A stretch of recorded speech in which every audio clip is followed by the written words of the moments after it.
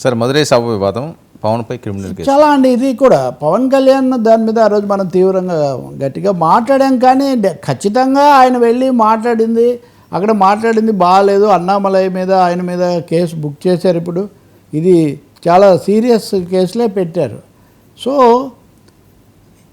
మురుగన్ సభ అని పెట్టి ఆ మురుగన్ను లేదా కుమారస్వామి లేదా సుబ్రహ్మణ్య స్వామి ఆ విషయాలు పక్కన పెట్టి వేరే మతాల గురించి మీరు ఎందుకు మాట్లాడతారు? తమిళనాడు హైకోర్టు చాలా సీరియస్గా ఆంక్షలు పెట్టింది. మీరు ఆధ్యాత్మిక విషయాలు మాత్రమే అక్కడ మాట్లాడాలని. కానీ అది పెట్టిందే హిందూ మున్నాని, ఆర్ఎస్ఎస్, బీజేపీ నాయకులు వీళ్ళందరూ అక్కడ ఉన్నారు. సో దాంట్లో పవన్ కళ్యాణ్ రాజకీయ ప్రసంగం చేశారు.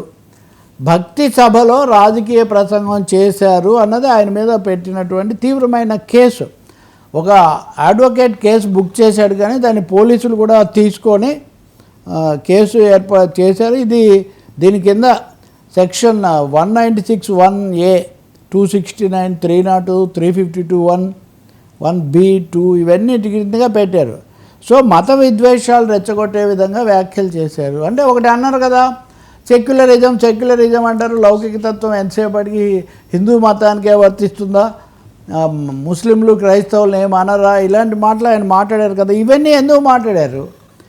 మురుగన్ను మీరు పొగడండి, మురుగన్ను కీర్తించండి కానీ అని. దీని మీద ఏంటంటే ది కేసు క్రైమ్ నెంబర్ 497/2025 అన్నది ఈ సెక్షన్స్ అన్నిటి కింద కూడా పెట్టారు. ఇది తీవ్రంగానే ఉంటుందండి. అంటే ఇంకో రాష్ట్ర ఉప ముఖ్యమంత్రి మీద, అందులో తమిళనాడుకు బాగా సన్నిహితమైన ఆయన కూడా మద్రాసులో పెరిగిన మనిషి కదా, అటువంటి చోట ఈ కేసు పెట్టడం అన్నది రాబోయే రోజుల్లో ఇది బాగా ఉద్రిక్తతను పెంచుతుంది.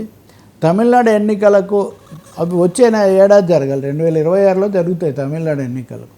ఆ ఎన్నికలకు ముందే కొంచెం వివాదం పెంచడానికి ఇవన్నీ దారితీస్తాయి.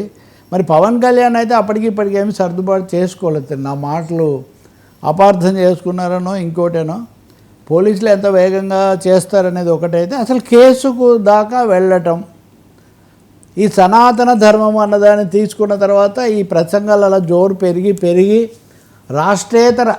రాష్ట్రేతరం కదా మదురై అంటే, రాష్ట్రేతర ప్రాంతాల్లో కూడా రాజకీయ వివాదాలకు కారణం కావటం అన్నది జనసేన నాయకులు కూడా ఏ మేరకు ఇష్టపడతారు.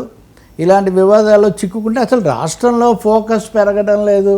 ఇక్కడ తెలుగుదేశం బాగా నిలదొక్కుంటుంది, ఇంకా లోకేష్ ముఖ్యమంత్రి అయిపోతారు. ఇదంతా అవుతుంటే ఇక్కడేమీ లేకుండా అక్కడికి వెళ్ళి ఇవన్నీ ఎందుకు మాట్లాడుతున్నారు? బీజేపీకి ఉపయోగమేమో కానీ మనకేం ఉపయోగం అనే ఒక ప్రశ్న కూడా వస్తుంది. సరే, లౌకిక తత్వం, మత సామరస్యం కోరుకునే వాళ్ళు కూడా పవన్ కళ్యాణ్ ఇలా మాట్లాడుకుంటే బాగుంటుందని భావిస్తున్నారు.